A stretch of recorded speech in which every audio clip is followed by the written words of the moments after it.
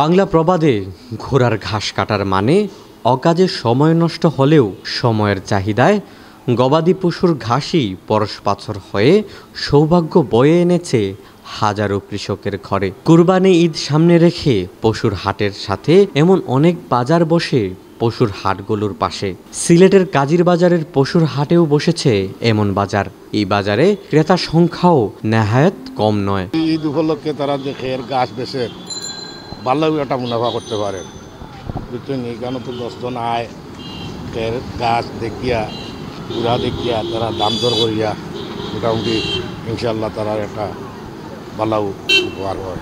শহরের মানুষের লাগি তো আলহামদুলিল্লাহ বেশি উপকার, আরও যারা বাইরের থেকে আইছে এরা আরও বেশি উপকার। মোটামুটি একটা উপকার আটিয়া যাইতে অন্য না গিয়া জায়গা পাইলে সুন্দর একটা জিনিস কষ্ট করতে না।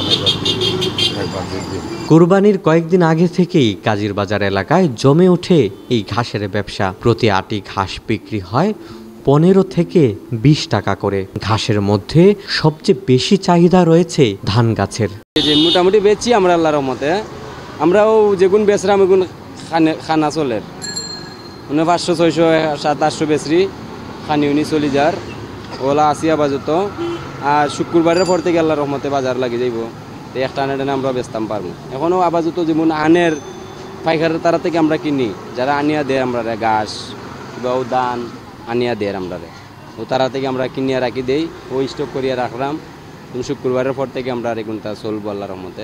আমি মনে হয় আজকে 25 বছর ধরে এই কাজির বাজার মোহন মিয়া সাহেব থাকতে আমরা কাজির বাজার খেয়ের ঘাস আনিয়া বেশি গরিব মানুষ আমরা বেশি যা পাই আর কি, তা আমরা এই 3 দিন 4 দিন বাজারের বেশি মোটামুটি একটু এখন দেখা যায় এক কিসিম, কিন্তু লাস্টে দেখি তো বইখান তো আমরা এখন কইতে পারতাম না।